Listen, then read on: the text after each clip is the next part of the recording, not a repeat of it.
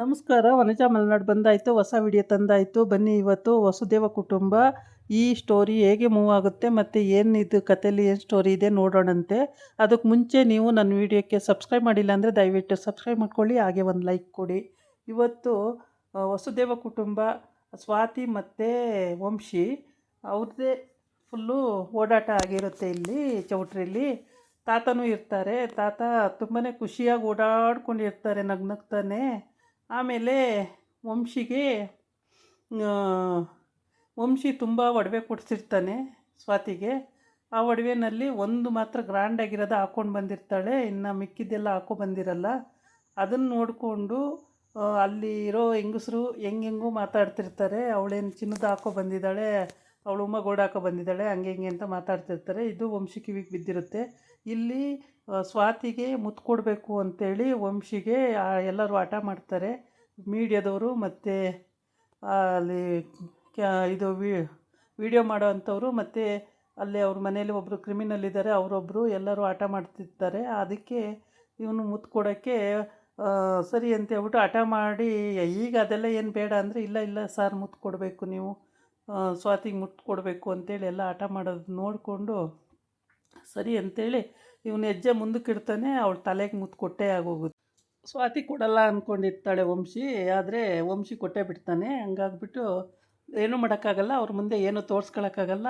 ನಗಾಡ್ಕೊಂಡು ಆಯಿತು ಅಂಥೇಳಿ ಅವರು ಆಮೇಲೆ ಮುತ್ತು ಕೊಟ್ಟ ತಕ್ಷಣ ವೀಡಿಯೋ ಮಾಡಿಕೊಂಡು ಕ್ಯಾಮ್ರಾಮನ್ಗಳು ವೀಡಿಯೋ ಮಾಡೋರೆಲ್ಲ ಆ ಕಡೆ ಹೋಗ್ಬಿಡ್ತಾರೆ. ಮತ್ತು ಅವಳು ಕೂಡ ವೀಡಿಯೋ ಮಾಡ್ಕೊಂಡು ಆ ಕಡೆ ಹೋಗ್ಬಿಡ್ತಾಳೆ.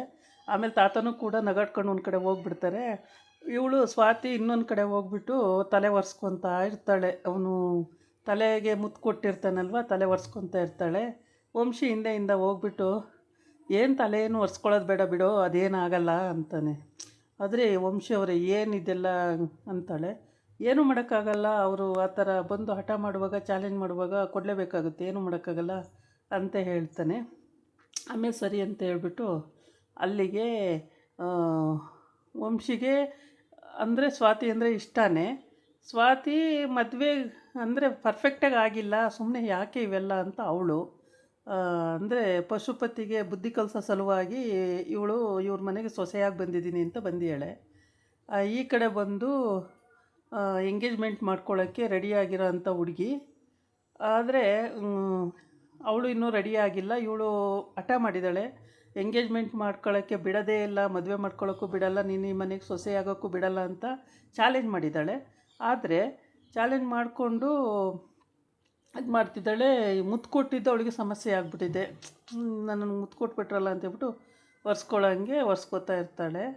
ಆದರೆ ವಂಶಿಗೆ ಏನು ಅನಿಸಲ್ಲ. ಆಮೇಲೆ ಅಲ್ಲಿ ನಿಂತ್ಕೊಂಡು ಹೇಳ್ತಾನೆ ವಂಶಿ, ಅಲ್ಲ ಇಷ್ಟೊಂದು ಒಡವೆಗಳ ತಂದು ಕೊಟ್ಟಿದ್ದೀನಲ್ಲ, ಹಾಕೋಬೇಕಲ್ವ ನೀನು, ಒಂದೇ ಒಂದು ಸಿಂಗಲಾಗಿ ಹಾಕೋ ಬಂದೀಯಲ್ಲ ಅಂತ ಕೇಳ್ತಾನೆ. ಅದಕ್ಕೆ ಅವಳು ಹೇಳ್ತಾಳೆ, ವಂಶಿ ಆ ಕಡೆ ಕಡೆ ನೋಡ್ತಾರೆ. ಅಲ್ಲೊಂದಿಬ್ಬರು ಹೆಂಗಸರು, ಅಲ್ಲ ಹಾಕ್ಕೊಂಡಿರೋದೆಲ್ಲ ಗಿಲೀಟ್ ಒಡವೆಗಳು, ಉಮ್ಮಗೋಡು, ಅವಳೇನು ಚಿನ್ನದ ಹಾಕ್ಕೊಂಡಿದ್ದಾಳೆ, ಅದು ಹೆಂಗೆ ಕೊಟ್ಬಿಡ್ತಾರೆ ಇವಳಿಗೆ ಇಷ್ಟು ಬೇಗ ಚಿನ್ನದೆಲ್ಲ ಮಾಡಿಸಿ ಅಂತ ಮಾತಾಡ್ಕೋತಾ ಇರ್ತಾರೆ.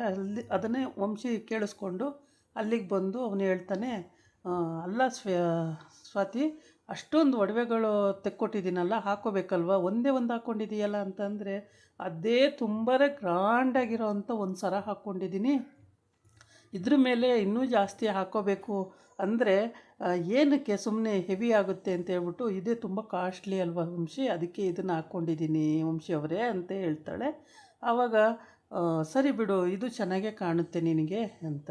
ಅವರಲ್ಲಿ ಹಿಂದ್ಗಡೆ ಉಮ್ಮಗೋಡು ಅಂತ ಆಡ್ಕೋತಿದ್ದರು, ಮುಖ ನೋಡ್ತಾರೆ. ಅವಾಗ ಏನೂ ಮಾಡೋಕ್ಕಾಗಲ್ಲ. ಮತ್ತು ಅವಳು ಹಾಕ್ಕೊಂಡಿರೋದು ಗ್ರ್ಯಾಂಡ್ ಆದಂಥ ಒಂದು ಲಾಂಗ್ ಚೈನು, ಅದು ಕಡಿಮೆ ಏನಲ್ಲ, ತುಂಬಾ ಕಾಸ್ಟ್ಲಿ ಇರೋವಂಥ ಚೈನು. ಮತ್ತು ಕತ್ತಲೊಂದು ಸರ ಹಾಕಿದ್ದಾಳೆ, ಸಖತ್ ಗ್ರ್ಯಾಂಡಾಗಿ ಕಾಣೋ ಅಂಥದ್ದು. ಅಷ್ಟೊತ್ತಿಗೆ ವಂಶಿ ಚಿಕ್ಕಮ್ಮ ಅಲ್ಲಿಗೆ ಬರ್ತಾಳೆ, ಅವ್ರನ್ನ ಮಾತಾಡ್ಸೋಕ್ಕೆ ಅಂತೇಳಿ. ಬಂದಾಗ, ಅಲ್ಲ ವಂಶಿ ಅವ್ರು ಬೇಕು ಅಂತಲೇ ಮಾತಾಡ್ತಾವ್ರೆ, ಸುಮ್ಮನೆ ಸುಳ್ಳು ನಾವು ಇಲ್ಲಿ ಹೇಳ್ಕೊಂಡು ಆಡ್ಕೋತಾ ಇದ್ವಲ್ಲ, ಅದಕ್ಕೆ ಚಿನ್ನದ್ದು ಅಂತೇಳಿ ಹೇಳಿ ಮಾತಾಡ್ಕೋತಾವ್ರೆ ಅಂತ ಅವರು ಚಿಕ್ಕಮ್ಮಂಗೆ ಹೇಳ್ತಾರೆ. ಅವಳು ಅದೇನೋ ಹೇಳ್ತಾ ಇರ್ತಾಳೆ. ಅಷ್ಟೊತ್ತಿಗೆ ವಂಶಿ ಹೇಳ್ತಾನೆ, ಎಲ್ಲ ತುಂಬ ಪ್ಯೂರ್ ಗೋಲ್ಡಿಂದೇ ತೆಕ್ಕೊಟ್ಟಿದ್ದೀನಲ್ಲ ಅಂತ. ಹೌದು ವಂಶಿ ಅವರೇ, ಇದು 916 ತುಂಬ ಪ್ಯೂರ್ ಗೋಲ್ಡು ಅರ್ಧ ಕೆ ಜಿ ಮೇಲಿದೆ. ಯಾರಿಗೆ ಈ ಥರ ಯೋಗ್ಯತೆ ಇರುತ್ತೆ ಹಾಕ್ಕೊಳ್ಳೋಕ್ಕೆ? ನನಗಿದೆ ಈ ಭಾಗ್ಯ, ಬೇರೆಯವ್ರಿಗೆ ಎಲ್ಲಿರುತ್ತೆ ಇದು ಅಂತ ಹೇಳಿ ವ್ಯಂಗ್ಯವಾಗಿ ಮಾತಾಡ್ತಾಳೆ. ಆವಾಗ ಅವ್ರ ಅತ್ತೆ ಅಲ್ಲಿ ನೋಡ್ತಾ ಇರ್ತಾಳೆ. ಆ ಥರ ಮಾತಾಡೋದನ್ನು ಅವ್ರ ಅತ್ತೆ, ಈ ಫ್ರೆಂಡ್ಸ್ ಇಬ್ಬರು, ಅವರಿಬ್ಬರು ಹೆಂಗಸರು ಆ ಥರ ಮಾತಾಡ್ತಾ ಇರ್ತಾರೆ. ಆ ಮಾತಾಡೋದನ್ನು ಕೇಳಿಸ್ಕೊಂಡು ಇವರಿಬ್ಬರು ಈ ಥರ ಡೈಲಾಗ್ ಹೊಡಿತಿರ್ತಾರೆ, ವಂಶಿನೂ ಮತ್ತು ಸ್ವಾತಿನೂ. ಇವ್ರು ಡೈಲಾಗ್ ಹೊಡಿತಿದ್ದಾಗ ಅವ್ರ ಚಿಕ್ಕಮ್ಮ ಅಲ್ಲಿಗೆ ಬರ್ತಾಳೆ. ಅವ್ರ ಚಿಕ್ಕಮ್ಮ ಬಂದಾಗ ಅವಳಿಗೂ ಮುಖಭಂಗ ಆಗುತ್ತೆ. ಅವಳು ಆ ಕಡೆ ಮಾತಾಡಿಸ್ಬಿಟ್ಟು ಆ ಕಡೆ ಹೊರ್ಟೋಯ್ತಾಳೆ. ಎಲ್ಲರಿಗೂ ಯೋಗ್ಯತೆ ಇರಬೇಕಲ್ಲ ಅಂದಾಗ ನಾಚಿಕೆ ಆಗಿಬಿಡುತ್ತೆ ಅವಳಿಗೆ, ಆ ಕಡೆ ಹೊರ್ಟೋಯ್ತಾಳೆ. ಆಮೇಲೆ ವಂಶಿ ನಗಾಡ್ಕೊಂಡು, ನೋಡಿ ಹೆಂಗೆಲ್ಲ ಮಾತಾಡ್ಕೋತಾರೆ ಇಲ್ಲಿ ಜನಗಳು ಅಂಥೇಳಿ ಅವಳು ನಗಾಡ್ತಾಳೆ. ಮತ್ತು ವಂಶಿನೂ, ಹೌದು ಈ ಜನಗಳೇ ಹೀಗೆ ಬಾಯಿಗೆ ಬಂದಂಗೆಲ್ಲ ಮಾತಾಡ್ತಾನೆ ಇರ್ತಾರೆ ಇವ್ರುಗಳು ಅಂತೇಳಿ ಹೇಳ್ತಾನೆ. ಆಮೇಲೆ ಅಲ್ಲಿಂದ ಅಲ್ಲೇ ಓಡಾಡ್ತಿರ್ತಾರೆ. ನನಗೆ ಅಲ್ಲಿ ಸ್ವಲ್ಪ ಕೆಲಸ ಇದೆ, ಬರ್ತೀನಿ ಇರಿ ಅಂತೇಳಿ ಹೋಗ್ತಾಳೆ.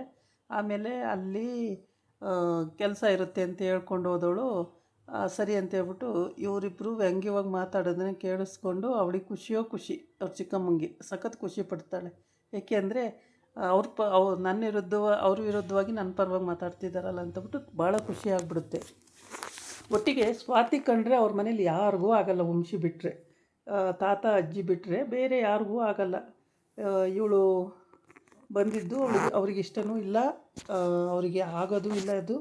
ಹಂಗಾಗ್ಬಿಟ್ಟು ಇವಳು ಹೆಂಗಾರು ಮಾಡಿ ಚಿಕ್ಕಮ್ಮ ಕಳಿಸ್ಬೇಕು ಅಂತ ಐಡಿಯಾ ಮಾಡ್ತಿದ್ದಾಳೆ ಅವಳನ್ನು ವಾಪಸ್ಸು. ಅಂದರೆ ಮದುವೆ ಆಗಿರೋದು ಗ್ಯಾರಂಟಿ ಇಲ್ಲ, ಮದುವೆ ಆಗಿ ಎಲ್ಲಿ ಮದುವೆ ಆದ ಅಂತ ಗೊತ್ತಿಲ್ಲ, ಹೆಂಗೆ ಕರ್ಕೊಬಂದ ಅಂತ ಗೊತ್ತಿಲ್ಲ, ಹೆಂಗೆ ಕರ್ಕೊಬಂದ ಅಂತಲೂ ಗೊತ್ತಿಲ್ಲ. ಆದರೆ ಇವಳು ನಮ್ಮ ಮನೆಗೆ ಇರಬಾರ್ದು ಅನ್ನೋದು ಇವ್ರಿಗೆ ಅಧಿಕಾರ ಎಲ್ಲ ಹೋಗ್ಬಿಡುತ್ತೆ. ಮತ್ತು ನಮಗೆ ಅವರು ಕೇಳಿ ತೊಗೋಬೇಕಾಗುತ್ತೆ, ಪ್ರತಿಯೊಂದನ್ನು ವಂಶಿನೂ ಅವಳನ್ನು ಕೇಳಬೇಕಾಗುತ್ತೆ. ಅವರು ಅಧಿಕಾರ ಚಲಾಯಿಸ್ತಾರೆ ಅಂತ ಹೇಳ್ಬಿಟ್ಟು ಇವಳು ಐಡಿಯಾ ಮಾಡ್ತಿರ್ತಾಳೆ. ಇವಳು ಒಂದು ಕಡೆ ಐಡಿಯಾ ಮಾಡಿದ್ರೆ ಅವಳು ಒಂದು ಕಡೆ ಐಡಿಯಾ ಮಾಡ್ತಿರ್ತಾಳೆ. ಹೀಗೆ ನಡೀತಾನೆ ಇರುತ್ತೆ.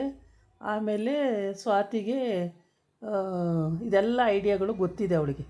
ಪ್ರತಿಯೊಂದು ಇವ್ರು ಏನೇನು ಆ್ಯಕ್ಟಿಂಗ್ ಮಾಡ್ತಾರೋ ಅದೆಲ್ಲದೂ ಅವಳು ತಿಳ್ಕೊಂಡಿದ್ದಾಳೆ ಚೆನ್ನಾಗಿ. ವಂಶಿಗೂ ಒಂದು 3/4% ಅವ್ರ ಖತರ್ನಾಕ್ ಬುದ್ಧಿ ಎಲ್ಲ ಗೊತ್ತಿದೆ. ಆದರೂ ತೋರ್ಪಡಿಸ್ಕೊಳ್ಳಲ್ಲ, ಏನೂ ಮಾಡೋಕ್ಕಾಗಲ್ಲ. ವಂಶಿಗೂ ಆ ಥರ ಹೇಳ್ಕೊಂಡಿರ್ತಾನೆ. ಈ ಥರ ಎಲ್ಲ ನಡೀತಾ ಇರುತ್ತೆ. ಅದಕ್ಕೇನು ತಲೆ ಕೆಡಿಸ್ಕೋಬೇಡ, ತಾತ ಅಜ್ಜಿ ಮುಖ್ಯ ನಮಗೆ, ಬೇರೆಯವರಲ್ಲ. ಪಶುಪತಿ ಮಾವಂಗೂ ಅಷ್ಟೇ, ಎಲ್ಲರಿಗೂ ಅಷ್ಟೇ.